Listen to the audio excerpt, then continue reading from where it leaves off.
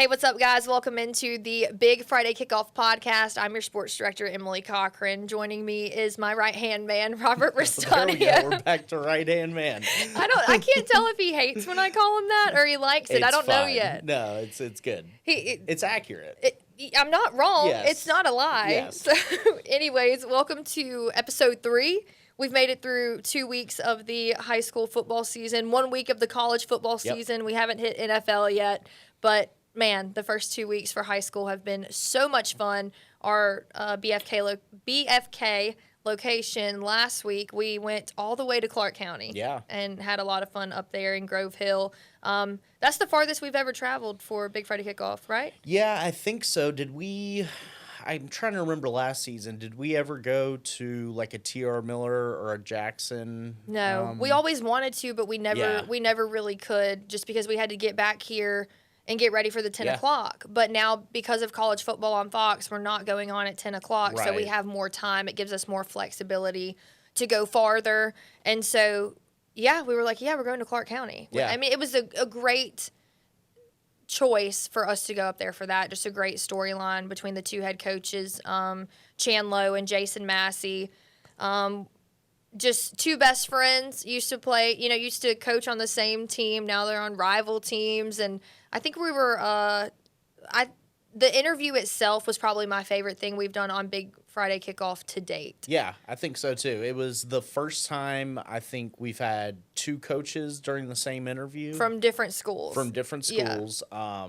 And obviously, when we talked about it, it made sense to do it if we could pull it off, because the whole reason we're going was one of the reasons, the biggest reason I think we were going there was, these two coaches are best friends, like you mentioned, rival schools, everything that you just laid out. And I think that they were both great. Now, little behind the scenes tidbit, The rain. Yeah, the rain. Oh my gosh, I felt so bad for Jason Massey. Yes. He was standing right next to me, and we're underneath a tent.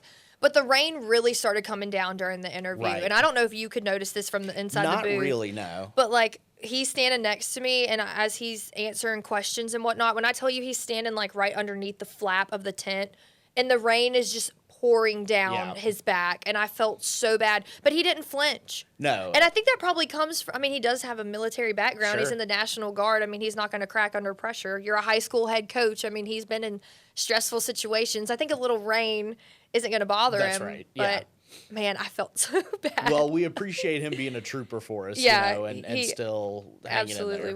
Absolutely was. But, we had so much fun up there. On the way home, me, Nick, and Bo stopped at this place called Ed's Drive-In. Okay. It was like burgers or whatever. And if I'm a Mississippi girl, and we have one in Pascagoula and one in Moss Point. Mm-hmm. Ed's Drive-In is like a old drive-in burger place. They have the best chili cheeseburgers I've ever had in my life. So when I saw Ed's Drive-In, I was like, okay, I know it's not the exact same one, but let's stop. And so we did. I think we were in Jackson. Okay. And I got a chili cheeseburger. Okay. And I think I got fries, and I got some chicken tenders. We were so hungry. Yeah. We got so much food at this burger joint, and me, Bo, and Nick, it doesn't compare to my my Ed's Drive-In back home that's been around for since my parents were little kids. But it gave it a run for its money. Well, that was fun. I wondered what took you all so long coming back, because at about 8:15 we do our halftime show on the app, obviously, and I'm sitting there getting ready, and I'm like, I haven't heard a word from Emily, Nick, or Bo. I have no idea where they're at. I think I'm gonna have to do our halftime update by myself, and I think as soon as you walked in the door, I was like, all right, come on, we got to go. Yeah, well, this is the thing. On the way back, I went into a food coma because I ate so much junk from this drive-in, and I pretty much slept the whole way home. Right. The whole way back. I guess, Bo and Nick, I rode in the back. They rode, obviously Bo was driving, and Nick was in the front seat. And I don't think I woke up until 10 minutes because you called me. Yes. That's the only reason I woke up in the car. Right. Because you're like, are you close? We have a halftime show to do. I was not the most pleasant waking up. What do you mean? I'm 15 minutes away. But, so it's fun when we get to go a little farther and push the envelope a little more and get to go to these schools that are not, right here in the Mobile That's area. Right. Yeah. So I'm hoping that eventually we'll get to go to more schools like that. Like I would love to go to T.R. Miller for the Battle of Murder Creek, W.S. Neal and Jackson. I mean, I would love to go to Jackson. Absolutely. So we're trying to push the envelope a little more this season. I'm just seeing how much I can. The bosses will let me get away. Yeah, how much we can get away with. Yeah. Well, speaking of this, I'm sure people want to hear some football talk. And speaking of Clark County and Leroy, this is 2 straight wins for the Leroy Bears over higher classification opponents. Thomasville week 1 and Clark County week 2. The Bears look like the Bears that win state titles, down in 1A right now. I think they're off to a hot start. I think they look really good. I have a feeling that they are really on the hunt this season. Yeah. And I think based on just when I went out to practice this past summer and just talking to Coach Lowe and then the way they've performed these first 2 weeks, I just have a feeling they're going all the way to the championship game. Yeah. I will go ahead and call it. I think that Leroy will probably be the 1A state champion this year. Yeah, they sure look like it right now. Way too early right. season predictions, but yeah, I could 100% see it. I think Clark County struggled in this matchup. There's been a lot of turnover for this team. They lost a lot of starters. Well, they lost a senior class that was undefeated in region play last year, and won a state championship. I think it was either their freshman or sophomore year. Didn't you say they had it? What's that stat line that you said that they had, that this senior class that you they were undefeated in their 4 years. Yeah, in region play, they had not lost a region game. Yeah. So they've lost all those seniors, and now it's next man up. And so far, it has not been so good with the next man up. Yeah, they're 0-2. Scored no points against Flomaton in week 1. Scored 12 points this week. I think it's a bit of a rebuild, but I think we both have a lot of faith in Jason Massey. And I mean he's proved.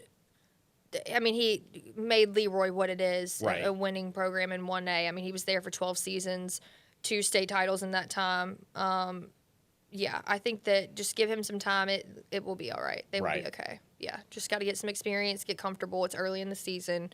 Once they get into region play, we'll really get a better gauge of where they're at. Yeah. And another game we covered last week, Spanish Fort Theodore. Our player of the week came from this game this week, right? Yeah, sure did. Kendrick Abel for the Theodore Bobcats. Let me just say, in this game, if you would have asked me to pick someone to win it beforehand, I had Spanish Fort on my mind. I was thinking they were going to win this game just based on they came out the gate against Fairhope in week 1 and looked extremely, extremely good. And so I was just expecting. Also, with the way Theodore opened up against Baker in week 1, I just didn't really. I was really expecting Spanish Fort to win this game. And it's not that they looked bad in this game. Theodore really bounced back from that loss over Baker, and they showed up ready to play. I mean, J.J. Bush had a really great game. Kendrick Abel, who was our player of the week, had a really great game, 174 yards, a touchdown on 17 carries. I mean, and when I talked to Steve Mask yesterday, I asked him, talk about Kendrick and how you feel like he played in this game, and he said that it's not just what he does when he's got the ball in his hands. It's like the blocks that he makes and the things that he does to help his other players. When JJ had his long run, I mean, he put the Spanish Fort guy on his back. So it's what he does all around on the field that really helps them find success on offense, not just when he has the ball in his hands. So congratulations again to him. Sure. I always love going out to Theodore and getting to see Coach Mask and those guys. So yeah, and we talked about it last week how every region game in this 6A Region 1 is so important, especially for those teams that are going to be vying for the playoff spots. And Spanish Fort and Theodore are 2 of those teams. Absolutely, I mean, there's really only a couple in that region that don't think or aren't vying for a playoff spot realistically. Yeah. And Theodore, one thing that we mentioned last week was they may be better on paper, but that doesn't necessarily mean that their record will reflect it because of the rest of the region. Yeah. And this was an absolute huge win for playoff seeding, despite it only being week 2. And I thought Krishawn Overton had a really good game at quarterback. This is that Theodore team that we thought we were going to see, which is big, physical, run the ball, a lot of different options that they can hand it to. Mm-hmm. And Spanish Fort hung in there, but Spanish Fort week 1 against Fairhope got off to a slow start and then eventually was able to pull away in that game.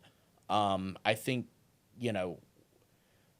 them going forward is going to be something to watch because they are usually penciled into that 2 seed in this region, and I'm not sure as of now if they are the same team that they have been the last handful of years, that you can almost just slot into that 2 spot right behind Saraland in that region. Yeah. While everyone else fights for the 3 and 4 seed. So good win for Theodore, and I think still a little bit of a TBD on Spanish Fort. I think it's just like you get to this point where it's just so early in the season. Right. You really don't know until, this is the first region game they've both played. Yeah. I feel like you've really got to get into region play and get through those first.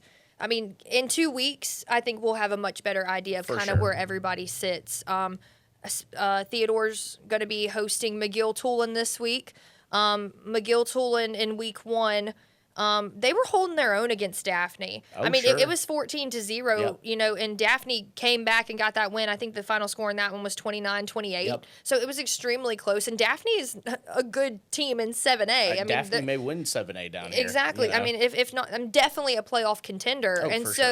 For them to do that well against a big-time 7A school in week 1 and then come back and win in the Battle of the Cannon over Murphy. They put up a lot of points in that game. Yes. And the Cannon is orange for another season. That's right. When I got off work on Saturday, I was driving down Government and saw some kids out there painting it. And then when I was coming back, the kids that were all gone, the Cannon was completely painted orange, and there was a cop out there shining his flashlight. Yeah, right. So I think it was funny. There's a lot of chatter on Facebook about people that aren't from here that would ask, like, why is the Cannon on Government orange, and having to explain to people that aren't from here, it's one of the oldest traditions down here.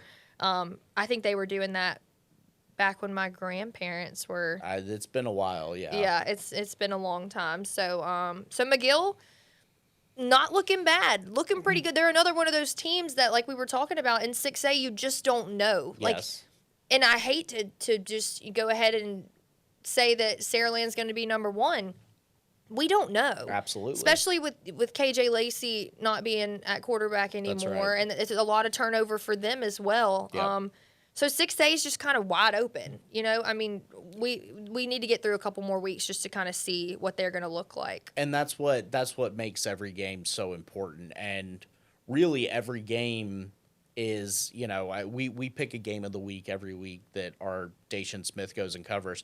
You could honestly pick 2 or 3 games out of this region every single week to be game of the week. Yes. And that's why it's so hard to pick. Like, we don't just, when I go to look at the schedule, it's not just like, oh yeah, for sure, that's game of the week. It's never like that. We have to sit and go over and have conversations and kind of figure out, okay, it's more than just storylines. Like, the game of the week is really more about ball. Yes. Like, these 2 teams going head to head, like, what's the biggest game this week? And I think that this one in 6A is extremely important between Theodore and McGill-Tulane. So yeah, absolutely. I think it's going to be a really good one. Dacian Smith is going to have all the highlights in that one. He'll have your previews during the 5 o'clock on Friday, and then he does his extended Game of the Week preview on the Fox 10 Golf stream, and always a lot of really good stuff on that. And, of course, we'll have all the highlights at 10 o'clock. We have no college football on Fox this week. That's good. So we're going to be going on at normal time. Yes. That never happens, but this is the last time that will happen for pretty much the rest of the season. Assuming women's volleyball doesn't go into overtime, which it did in week 1. We do have women's volleyball. So, yes. If you're a volleyball fan, tune into volleyball. Yeah, absolutely. And then we'll be here with your late news and your highlights from all the biggest games across the area.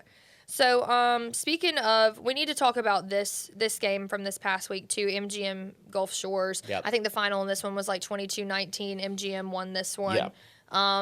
MGM coming in with a new quarterback. Shondell Harris moves back to defense, and they've kind of just been rolling this season. They got the win against Pace in week 1, a good Florida team, and that was a big win to open up the season. And then they got this win over Gulf Shores in week 2. And I think Gulf Shores is another one of those teams in 6A that will be up there contending for a playoff spot. So it's not like MGM, Gulf Shores is a 6A school. Like, this was an easy win. It was by no means an easy win. So MGM, Zach Golson's headed into year 4.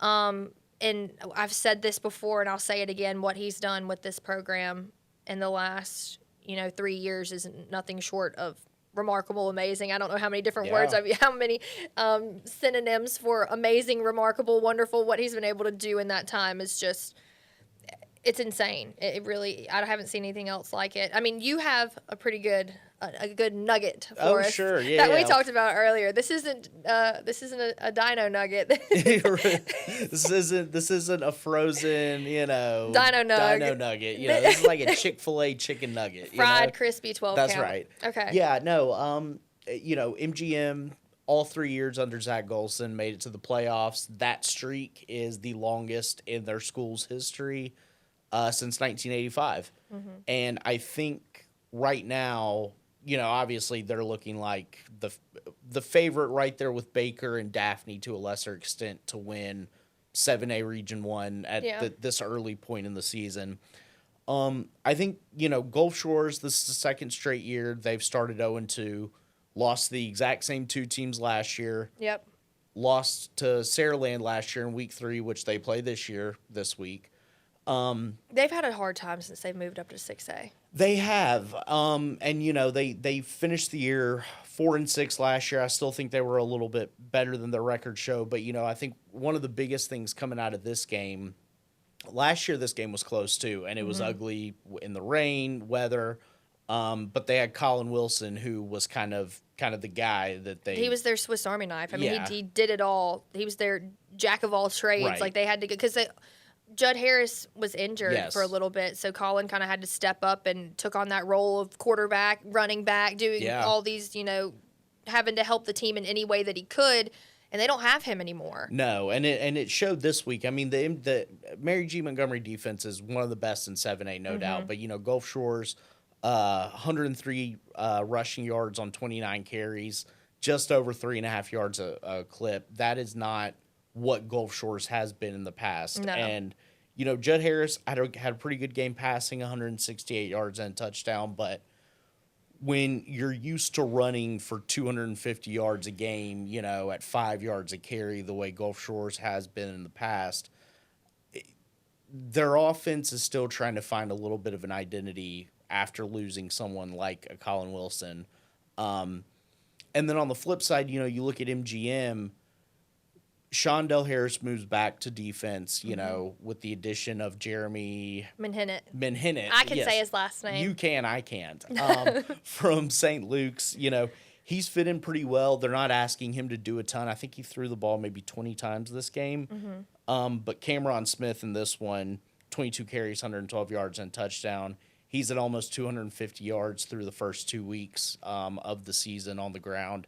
Clearly running this is going to be a run first sort of play action offense with what's his name at quarterback? Menhinnet. And so far it's working out well. The defense is holding up and the offense is doing what it needs to do. Yeah. So we've talked a lot about last week. Last thing I'll mention, because we're talking about Daphne, that's where we're going for Big Friday Kickoff. Right. For their matchup with MGM. That's right. Because we know this is, like I said, this was also a really hard one to pick based on this week, the matchups that we have. But Daphne's coming off that win over Pine Forest. Right. I think, what was it? 32-12. 32-12, and they got that win over McGill-Tulane in week 1, battled all the way back to win 29-28. So Did that game go? No, that wasn't the one that went into overtime. No, that was, UMS St. Paul's week 1. Okay, the exact same score. The exact same score. Yes, that's what it was. Yeah, exactly. So we are going out to Daphne for Big Friday kickoff. Daphne head coach Kenny King headed into year 10. He's a Daphne alum. Played ball at Alabama. Played in the NFL for the Arizona Cardinals and the Baltimore Ravens. He's a defensive guy, defensive minded. Yeah, Daphne is, and this is the thing, I didn't know much about Daphne historically. Mm-hmm. Since I've been here, they've made it to the playoffs. I don't know if it's every year or 2 out of the last 3 years that I've been here. And so they're always a playoff contender.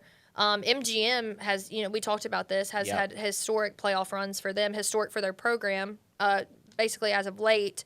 And so Daphne's trying to get back into playoff contention, like having a deep run in the playoffs. MGM's also trying to do the same thing, but Daphne and MGM's probably going to sit at that number 1 spot, but Daphne is going to be fighting for that number 2 spot, I think, with Baker. Yeah, for sure. I really don't know where, it's really the 4th spot yes. that I have questions about, to be honest, when it comes to 7A Region 1. And, I mean, we know that in 7A, you typically have your teams that are winning a state title in 7A. It's your Thompsons, it's your Hoovers, it's your Central Phoenix Cities.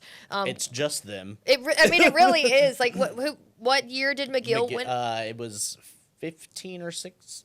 Yeah, 14 or 15, something like that. Yeah, I mean, it's, 10 years ago? Yeah, but 11 years ago? We looked at the 7A champions just a little bit ago. Over the last 10 years. And it's Hoover at first, and then it's Central Phoenix, Thompson. And then it's really, a lot of it was Thompson. Yeah. I think Freeman. Mark Freeman's the head coach at Thompson, and then you have Coach Nix at Central Phoenix City, and I think Hoover's got a new head coach now. But like all of those coaches are like, they know what they're doing. These programs have been winning. I mean, it's really hard we have our good teams in Region 1, but when they get into the playoffs and have to meet up with these teams like that, that's where the real test lies. Yes. So both of these teams are trying to change that. Right. And MGM came very close a couple years ago. You know? They did when Jared Hollins was the quarterback. Yes. I think that was Zach Golson's second year, I believe. Yeah, it was his second year. Yes. Yeah. And they made a deep run in the playoffs. Mm-hmm. I think they made it all the way to the semis. Yes. Yep. And so, both of these teams trying to, number 1, get to the playoffs and then have a deep run in the playoffs and ultimately win a state title, which is very hard to do in 7A. But that battle starts right here. This kicks off region play for both of these teams. Mm-hmm. It's their first region matchup of the season. I'm going to be interested to see the quarterback play. Both of them, like we've talked about, they both have new quarterbacks. Yep. Daphne got Spanish Fort's backup, Christian Seeger. Yep. I always want to call him Cameron. Right. Poor kid. No, Christian Seeger. I went out and went to their scrimmage during the summer, and pretty recently, actually. It was only like a couple weeks ago. And he looked really good. Yeah. Looked really, really good. And I think he's done well so far this season. Kenny King really likes him, says that he is taking on everything that they're trying to teach him. He embraces it and is a fast learner. Basically, has learned their system quickly and just kind of come in and taken the reins and had a lot of success so far. And I know it's only week 2, so you don't want to speak too soon. But, also MGM, a new quarterback. So it's going to be the battle of the new quarterbacks, the transfer guys coming in. Isn't it crazy talking about that at the high school level? Yeah, I mean, you would think we're talking about college football, transfer quarterback here, transfer quarterback here. Well, we did all those previews in the offseason. We literally had a transfer category for every team, and there's 100% a high school transfer portal. We're able to put enough players on each team's transfer category that it made sense to keep it for everybody. So, it is crazy. Yeah, this will be a good game because it's kind of the first domino in the Baker, Daphne, MGM all have to play each other kind of scenario, and how those games turn out will pretty much determine the order, I think, of those top 3 spots in 7A. I agree. And then it'll probably be, a Fairhope, a Davidson, a Foley, and Alma Bryant right there battling for the 4th spot. So, anyway, so that's our Big Friday kickoff game this week, right? Yeah, I'm excited for that one. Oh, I don't know if I said this, but did I say that Zach Golson was Kenny King's OC. Oh, yeah. Yeah, so obviously he's been with MGM for the last 4 seasons, but prior to that, he was with Daphne for 4 years, and before that was with McGill for 4 years. Right. So Kenny King's going head-to-head with his former OC. Sure. This was kind of like what we talked about when we went through the Clark County Leroy thing. I mean, you're two coaches that know each other particularly well. Right. Maybe not as well as Jason Massey and Sure. Chan Lowe, but these two guys have coached on the same sideline together for 4 years, so they know how each other thinks. They know how each other works. So this is going to be an interesting one to watch. You've got a defensive-minded guy in Kenny King and an offensive-minded guy in Zach Golson. So I'm really excited to watch this game. I'm trying to think. Last year, MGM got the win in this one. And Daphne will not soon forget it. And I think they're going to be ready to. And anytime you go play at Jubilee Stadium, it's always a big turnout. Yep. Parking's going to be a little crazy. I know they got some construction going on over there. So when you come out to this game, get there early, get a good parking spot. We're going to be out there at 3:00. Yeah. Nick and I will. I'll join Nick at 4. We'll be out there from 4 to 6. We got live interviews. The band and the cheerleaders are going to join us.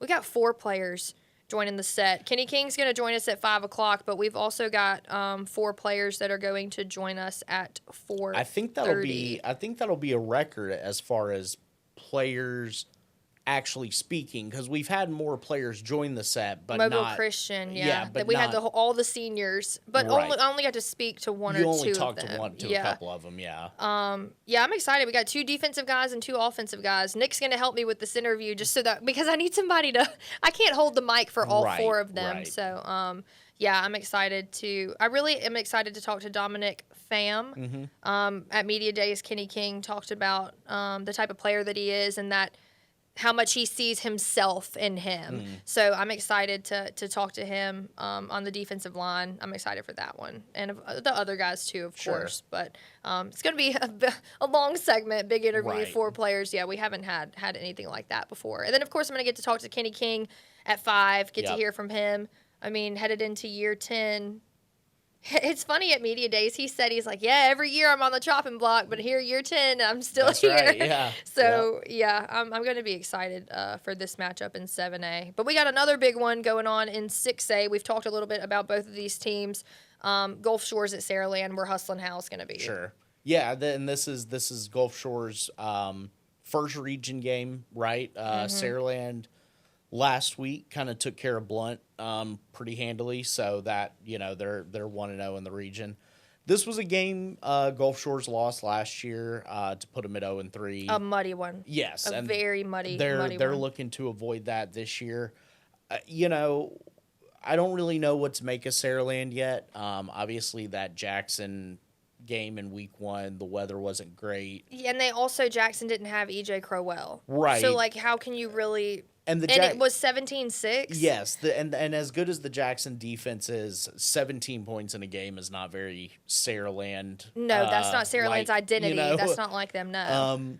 So I will be interested to see this game. I think Coach Hudspeth, he's going to have those guys ready to come out and play with a fire, under them. And,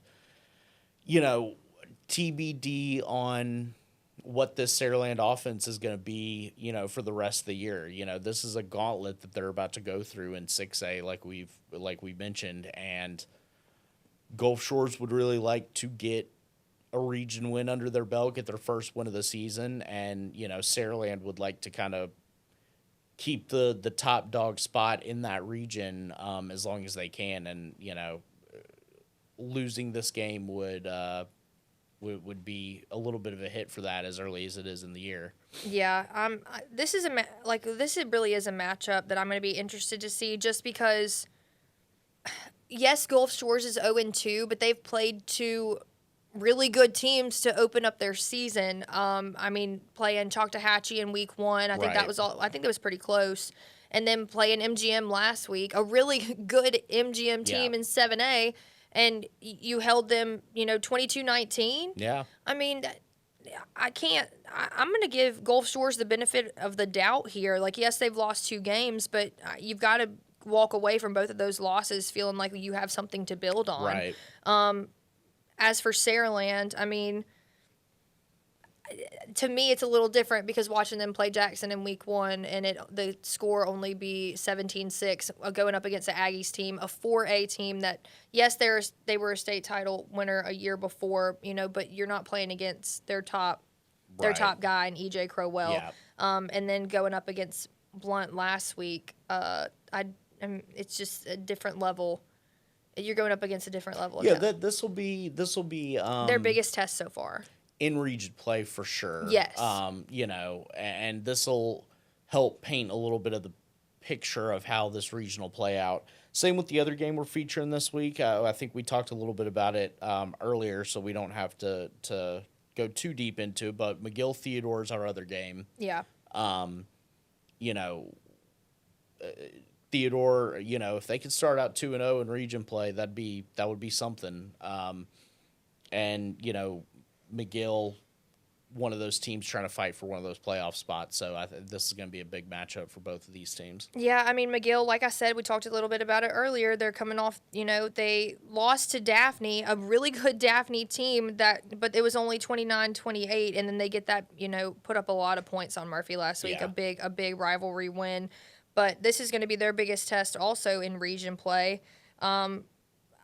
I talked to Steve Mask a little bit about this one, and he said it's going to be a typical David Faulkner organized team. They're going to be in the right places, doing the right things. So, I mean, I'm interested to see how this one's going to play out. I think we know a little bit more about Theodore based on the weapons sure. that they have, and J.J. Bush, Kendrick Abel, and they have a lot of good guys on their defensive side of the ball as well. So I think this is going to be a good gauge to kind of figure out where McGill is. Mm-hmm. Seeing Theodore, what they did against Spanish Fort last week, gives me a better idea of where they are and where they're at. I think I need to see McGill go up against Theodore to have a better idea of what they look like. And also, I don't know if you remember this matchup from a year ago. I'm pretty sure it was rainy. And Jack O'Neill set a state record he went 6 for 6 in field goals to help McGill get the win in this one last year. So I'm sure they would like to see this game played a lot differently this year. Yeah. And I think Jack graduated. I think he was a senior. He graduated. So you're not going to have your right. go-to, state record breaker kicker to go 6 for 6 in field goals. Hopefully it's not raining on Friday either. I need to check in with Nicholas Urboso and see what that tailgate weather forecast is. I'm sure we'll get a full report. We're going to get a full report.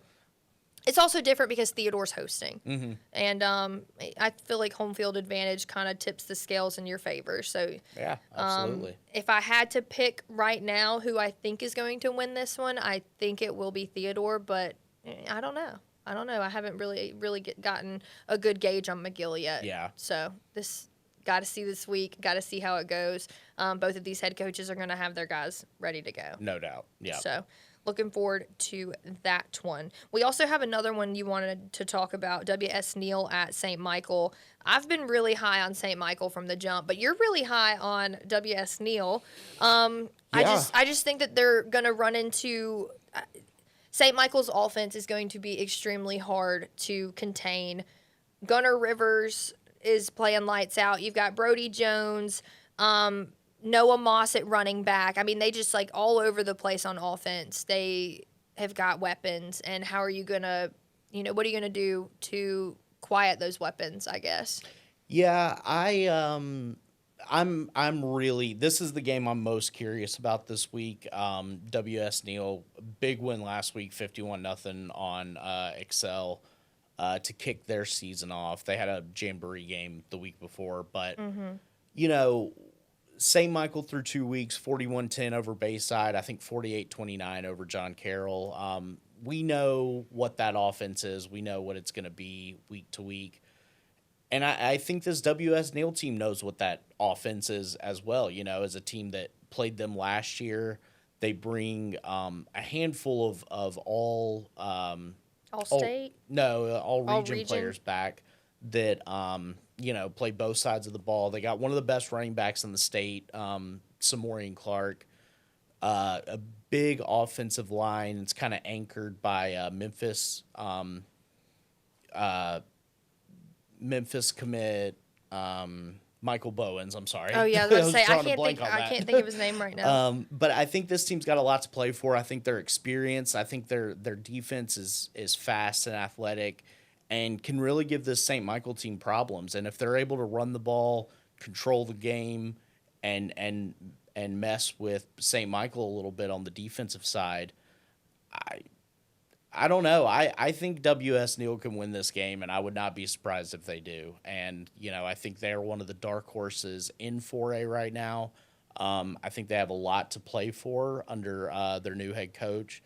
So, this is one that I'm going to watch, and I don't know. I think I'm going to go ahead and take WS Neal on the upset, which is what it would be. Are you for real? Yeah, I think I am. I think I'm going with the Eagles this week. So, y'all don't let me down. You know what the score was last year? Do you remember? No, it was 46-28 St. Michael. Okay. So that ain't the worst score in the world. No, okay, and I will say this. St. Michael's offense is definitely their strength. Yeah. I'm not saying their defense is bad. I'm just saying, like, last season they allowed 28 points. Like, what's that going to look like this season? I think it could be a track meet, in my opinion. So could be. But we'll see. I think that Gunner Rivers is gonna come out on top. I'm not gonna make like the analogies. Yeah, go make all your jokes that you're making. No, I'm not gonna make all my jokes. I know people will make fun of me and they'll clip this, and I'll never live it down. It'll live in YouTube forever. So yeah, no. But WS Neal, I mean, I will just say this about them, like, they have the athletes to hang in this game, and they've got the size to.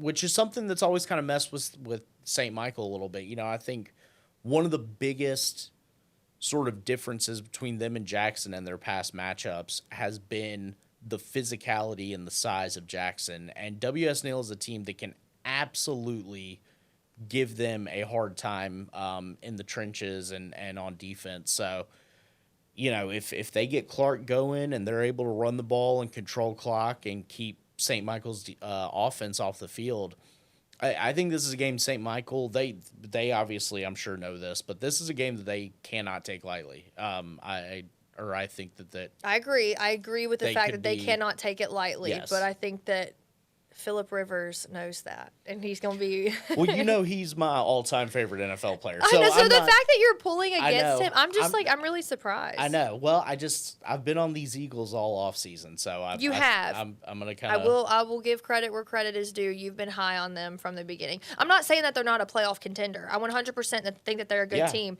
but I think that Jackson is pretty much going to have that number 1 spot. St. Michael's going to have that number 2 spot, and then maybe WS Neal right behind them. Sure. As far as who's going to be that number 4, I don't know. Could be Orange Beach. Could be Orange Beach. Could be Mobile Christian. Yeah.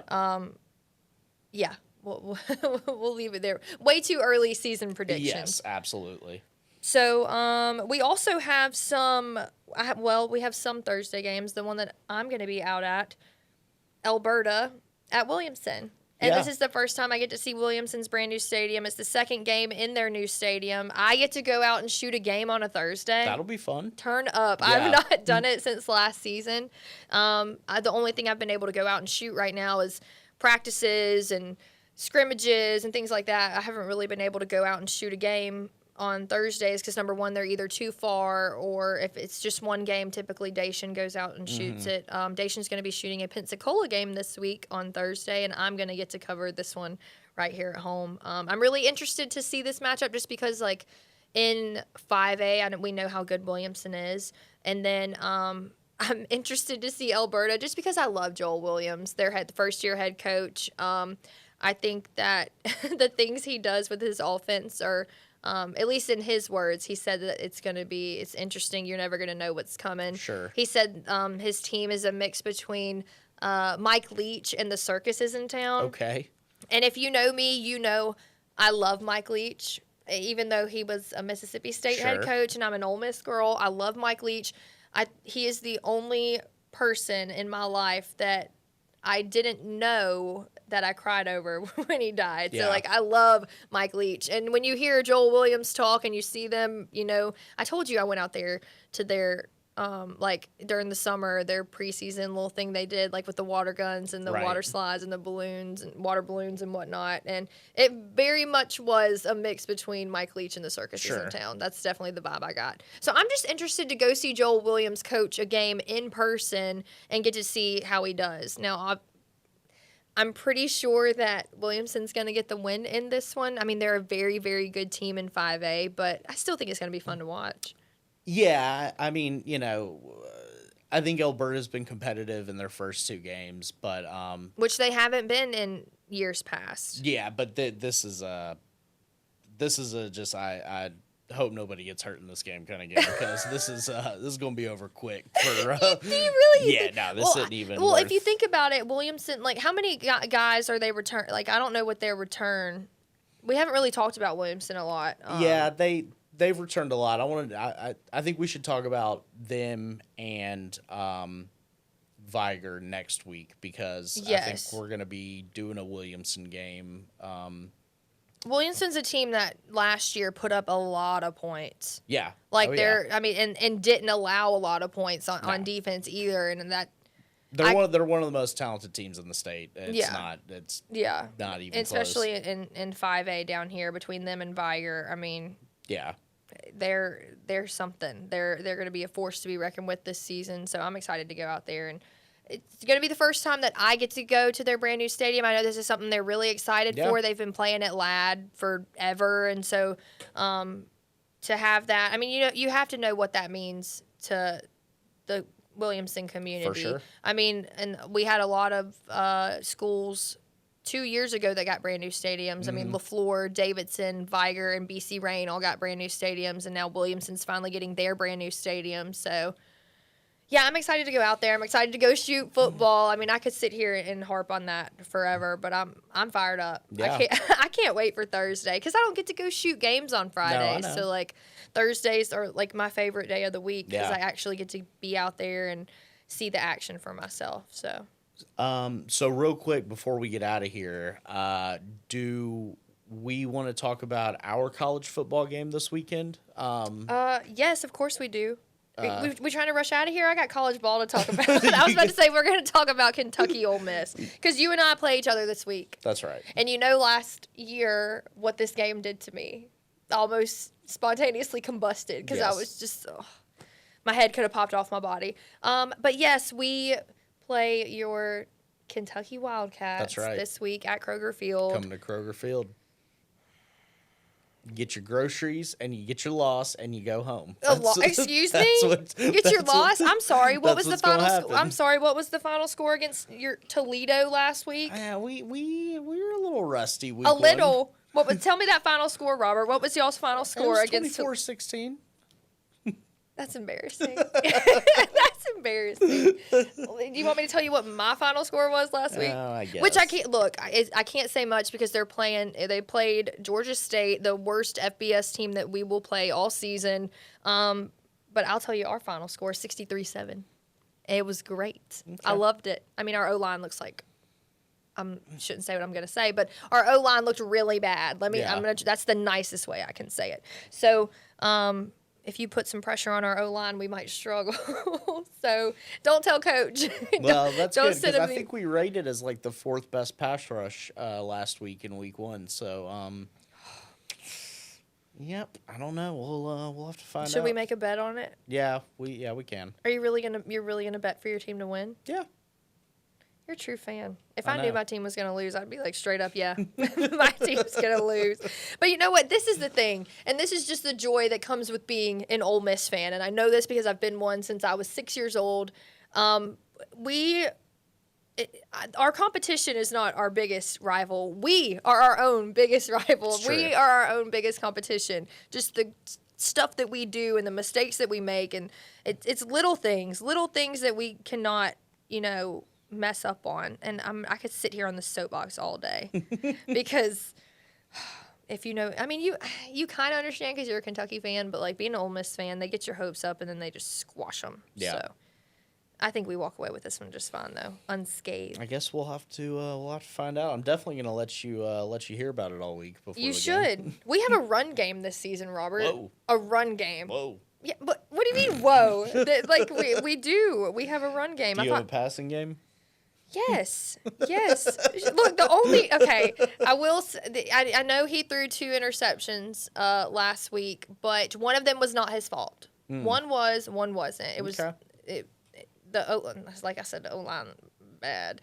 Anyways, so yeah, I'm not saying he's Jackson Dart, but I'm saying he's got talent. Yeah. It's gonna take time. I mean, this is his first. Yes, he played against Georgia for like a couple drives, but like this is his first time being the starter and taking command of this offense. So I think I everything I saw is what I expected to see. Well, he's getting a big dose of the big blue defense this weekend. I hated that. So don't. I hated that so much. He needs to be ready. I think he's going to be just fine. Thank you. I mean, he's obvious.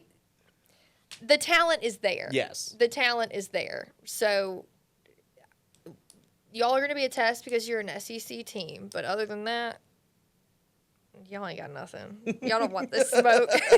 Y'all don't want this smoke. Oh, yeah, but we could talk about that all day. I've got to talk a little bit about the Alabama game. I've got to. We were here Saturday. Yeah. We watched.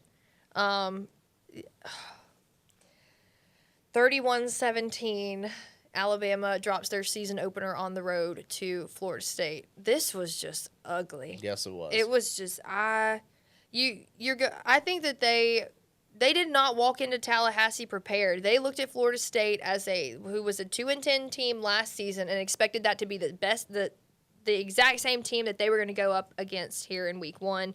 They showed up. Kalen DeBoer did not have those boys ready. Yeah.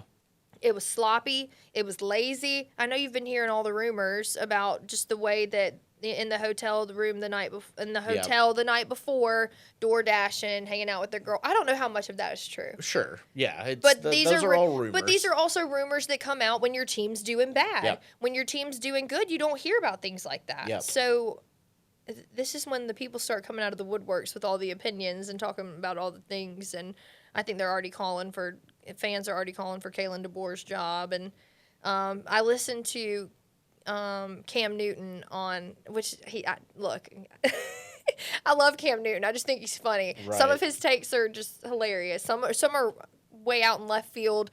Some are sometimes kind of good. Yeah. And I heard him on, I think his First Take with Stephen A. Smith. And Yeah. Okay, yeah, he was on First Take, and he was talking about how these SEC schools should not hire a coach that's not familiar with the SEC and coaching in the SEC and knowing how it works. So, but I mean, he loves it because he's an Auburn fan. Well, of course. He's played at Auburn, and but I don't think he's wrong. Right. I think when you make a hire, you probably should consider if someone doesn't understand the SEC and how these things work, how it works down here, it just means more and all that. So. Yeah. I think Alabama really is going to have to bounce back against UL Monroe this weekend. That game was ugly. Yeah, Gus Malzahn strikes again, huh? Yeah, he does. I mean, Florida State's offense just looked really, really good. The things that he was able to do with their run game, and they did it in a variety of ways. I mean, he always gives his offenses are notorious for having those flashy, trick plays and things like that. And I think it was funny because our senior EP, Kip Rayleigh, he's a big-time diehard Alabama fan, and he did not realize that Gus Malzahn was the offensive coordinator now for Florida State. And he said that when they panned the camera to Gus Malzahn, he was like, oh, no. Yeah. Oh, no. And he was right to feel that way because look what happened. I think the weather was also a factor. I mean, there was one point in the game where it just started pouring. Right. So, I mean, that's another thing you got to take into consideration. But I don't want to be like Kalen DeBoer and make excuses for him. Alabama has a standard. There's a standard you have to meet. And now it's just one of those things like, what does Alabama look like without Nick Saban? Yeah. And I think that we're learning that maybe not so great.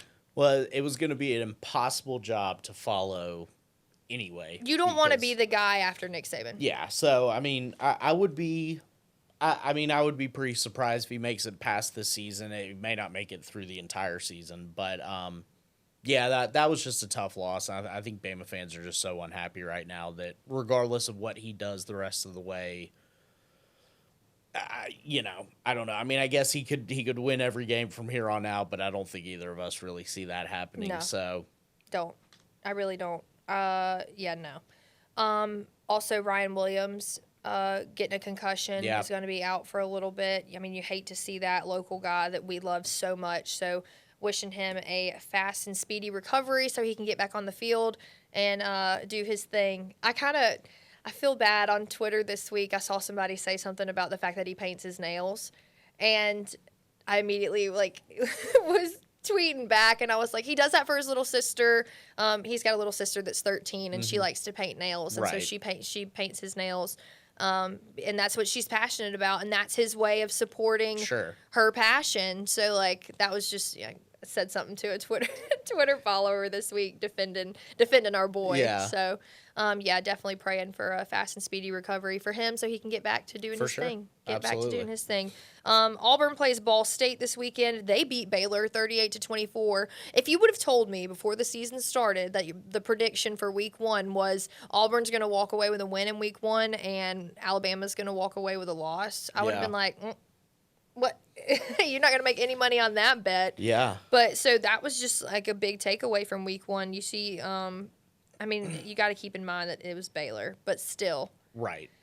I think quarterback play is improved. I think it still needs some improvement, but I think they're probably going to handle Ball State just fine this weekend. Yeah, I mean this is a week too where both teams are playing their easy games. It's preseason, like we say. It's just like preseason games. So looking forward to see how they do this week. I mean, see if they make these changes and what they're going to be looking like.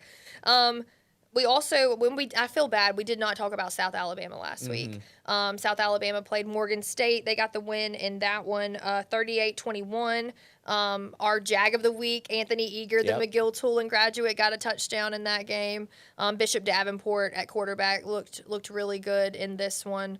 Control Bullock, I think that was just a good game to kick off the season. I think they looked really good. But our boy Jared Hollins got in at the end. Yeah, he did. Kind of run the clock out. He sure did. I'm glad that he got some playing time. Yeah. I'm hopefully going to talk to him at practice next week because he's our former. We've talked about this before, but he is our former player of the year. So just to see any of our local guys at the next level having success, you love to see that. Right. So really happy for him. And he did well when he got in. So. They are going to be playing Tulane this week. Okay. John Summerall. Yep, former head coach at Troy. Yep. So they're familiar with John Summerall. They've gone up against him and played against him before. So, same head coach, different team. Yeah. This is going to be an interesting one. I don't know if you saw last week, but Tulane played Northwestern. And Tulane requested to wear, they wanted to wear white jerseys in honor of Hurricane Katrina. Right. What's it? Is it 20 years, 25 years? 20 years. 20 years, yeah, you're right. I'm not good at math, if you can't tell. But yeah, and so they wanted to wear these white jerseys, and Northwestern basically told them no. Right. And John Summerall had something to say about it after the game, and I think that might have had a little something to do with how they went in and played in that one and getting the win. I think that was just a little extra tick on the list. So hopefully they don't come with that anger against South Alabama in this one. But this is going to be another interesting test for South to start off the season. Looking forward to this one. There's a lot of local guys that play for South Alabama. I love when we get to see Anthony Eager and Cole Blaylock and Jared Hollins and guys like that. And there's so many more. There's a guy from St. Paul's that's on their O-line, I believe, and I can't even think of his name right now. I'm blanking. But there's a lot of local kids that go on to play for South Alabama. So, of course, we're rooting for them every week. Dacian Smith will have all the highlights in that one. And so, that's South Alabama. We've talked about South Alabama, talked about Auburn, talked about Alabama. Do you have a favorite game from week 1 of college football? Kentucky over Toledo. Are you serious? I wasn't even going to say that Ole Miss was my favorite game. My favorite game was the Miami-Notre Dame game. Yeah, that was a good one. I enjoyed the TCU North Carolina game. I did not. All the other. That was the biggest. Okay, so this is what I was thinking the entire time I was watching it.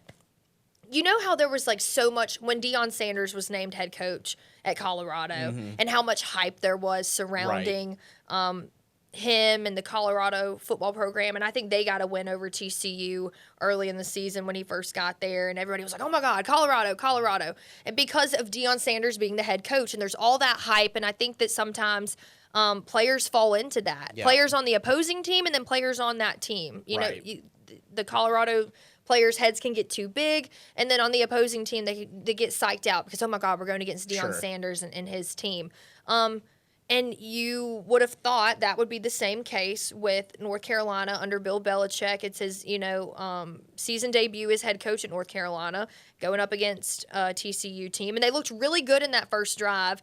Gio Lopez at quarterback, transferred from South Alabama, is now at North Carolina playing for Bill Belichick. And like you said, they looked really good in that first drive and then did not look good again for the rest of the game. No. And I hate to laugh about it. It's just like, I think Michael Jordan was at that game. Oh, they had everybody. All these people came to watch Bill Belichick coach at North Carolina, his college coaching debut. Yeah. And TCU beat the brakes off of them. Like, honestly, it was embarrassing. Right.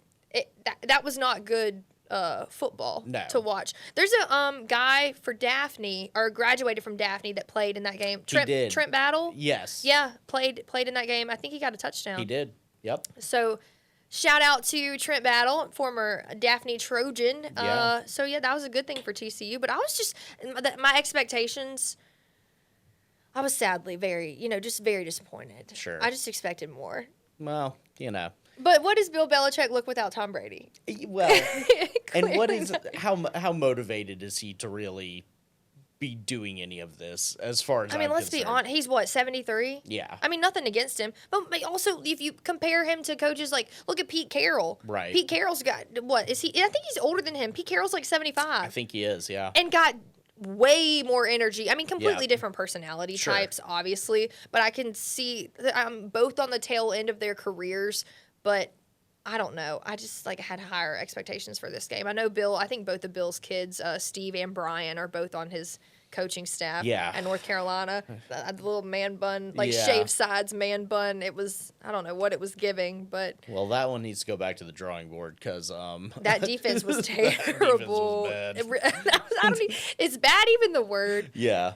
That was horrific to watch. I hope they don't listen to this. Honestly, if they do, we're just telling the truth. Yeah. The Miami Notre Dame game was one of my favorites to watch. It's weird to see another guy in number 13. Sure. Because Riley Leonard last year was number 13 for Notre Dame. It's weird to see another guy making plays number 13 for Notre Dame, but yeah. So another week down of college football. NFL is going to be starting pretty soon. That's right. We drafted this weekend. We drafted on Sunday. We'll wrap it up with this because I feel like we've been going for a long time. Yeah. In the draft on Sunday, we drafted our fantasy team, our team that we have here at the station. And the draft started at 11:30, which I don't feel like that's a very early time to start.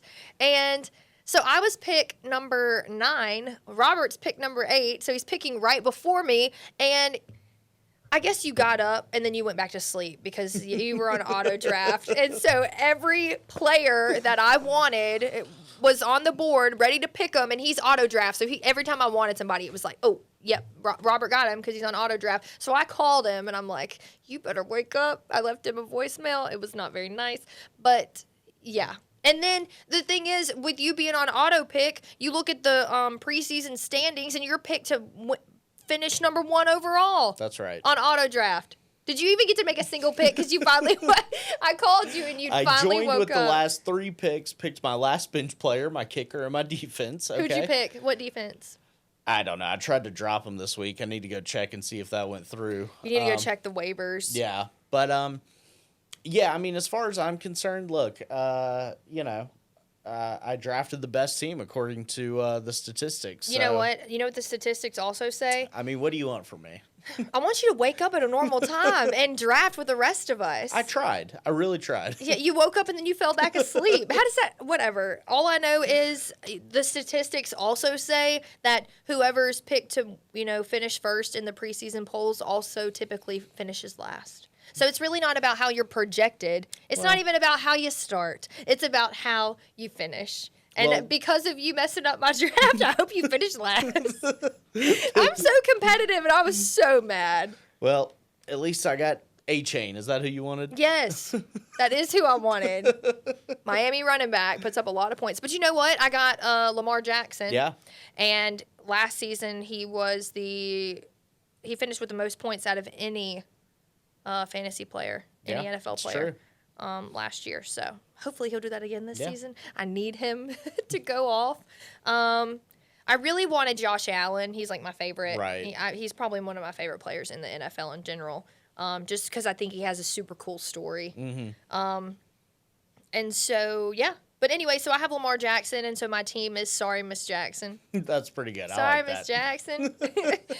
That's like one of my favorite songs, so I thought it was good. What about your team? Your team name? What'd you stick with? I don't know. I think it's still Robert's Wildcats, to be honest with you. You're going to lose. I don't know why they picked you. I don't know why they projected you to finish first. Not with the Wildcats. I think it's Wildcats lowercase, too. It's not even capitalized. Oh, so. That's embarrassing. Y'all can finish last in the SEC, and you're going to finish last in our NFL fantasy draft. Emily.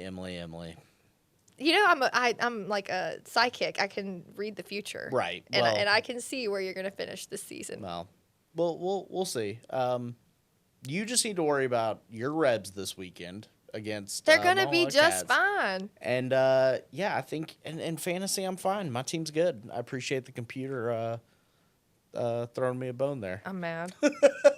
I really am. I was fired up. I think you got CeeDee Lamb. I did. I wanted him. I got CeeDee Lamb, Brock Bowers, Bo Nix as my quarterback. That's really not bad. I think I got Devontae Smith too, actually. Did you? I think so. Let me go look. I need to go look at this fantasy. But when you got, who was it? I wanted CD.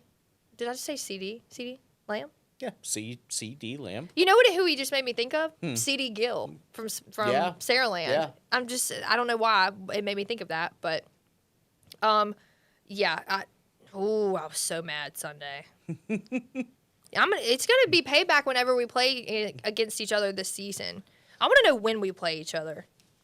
You haven't even looked. I know you haven't looked because it was on freaking auto draft. You definitely weren't looking. I haven't looked. Okay, I got Lamar Jackson, Breece Hall, Kyron Williams, Malik Neighbors, Amon-Ra St. Brown, Mark Andrews, Travis Hunter.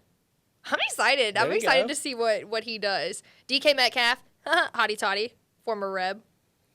Okay.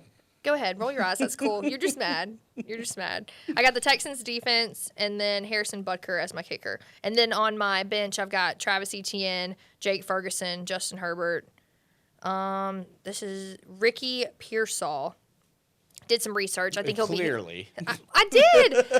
Look, okay, you know what? You always see like the first initial and then the last name. Right. I know people by their first initial and their last name. Yeah. Sometimes I never learn their names. Yeah. And also, I also have a lot of teams historically. I draft a lot of teams. I think there was one point where I had like 25 fantasy teams, that's obnoxious. I know it's insane behavior. I should probably go to therapy for that one. And then I also got Cam Scattaboo. I like him, Arizona State. Yeah, and he played in the Senior Bowl. I'm excited. There you go. And then I also want to see if Jackson Dart will end up starting it all this season. And then if he does, I'll pick him to be like my backup quarterback instead. Of course. Instead of you can have my backup quarterback, Justin Herbert. I love Justin Herbert. I'll take him in a heartbeat. So I'm gonna see how Jackson Dart does. Okay. If he gets any starts, I think he's like QB2 on their depth chart right now. Yeah. I saw that on Twitter yesterday, I think, or X, whatever. So yeah, I'm gonna be interested to see how this NFL season goes. Well, we will definitely have to keep everyone updated because I'm sure they'll be curious. But do they really care? No, probably not. No, not at all. So, what's our schedule this week? Let's go back over it. Yeah. Okay, Big Friday kickoff. We've got Daphne MGM. That one is at Jubilee Stadium. We're going to be there from 4 to 6 for Big Friday kickoff. Right. And we'll have all the highlights in that one at 10 p.m. after the late news. And then our game of the week is McGill-Tulane at Theodore. Dacian Smith is going to have all your highlights in that one. And then we've got Gulf Shores at Saraland. That's where Hustlin' House Sherrick is going to be. Yep. And then if we can, hopefully we can, we're going to get a photographer out to W.S. Neal St. Michael. Cool. And then obviously I'll be shooting Alberta versus Williamson on Thursday, and then Dacian will be covering. I believe it's Tate and Pensacola High School, maybe. Yes, something like that. We're Dacian we're gonna be covering more Pensacola games this season, so we're excited to do that. Yep. It's something new that we're doing. Trying to get over in that Pensacola area and give them some love. And Dacian is from Pensacola, so I think it's gonna be a fun thing for him to get to do. So yeah, and it gives me an opportunity to go shoot a game. That's true. So I'm excited. I think it's going to be a great week 3. I can't believe it's already week 3. Yeah, it's moving along, and we're definitely in the grind of it, you know. But 2 weeks down, 2 weeks that I think we're happy with. Yeah, I think we've just been rolling right along. Yeah, we'll keep it rolling. So yeah. I think that is it. This might be a long one. Yeah. We've been in here for a while. So we're gonna let you guys go. Thanks so much for tuning in to the Big Friday Kickoff podcast. Be sure to have your push notifications on. You can find us on fox10tv.com. I think pretty soon we're also going to be on Spotify, Apple Podcasts, Amazon Music. Maybe, I don't know. We need to check on that, though. As you can tell, we're still very new to this, but we're having a great time. So thanks so much for tuning in and listening and hanging out with us. But yeah, bye for now. I'm Emily Cochran. I'm Robert Estanio. We'll see you next time.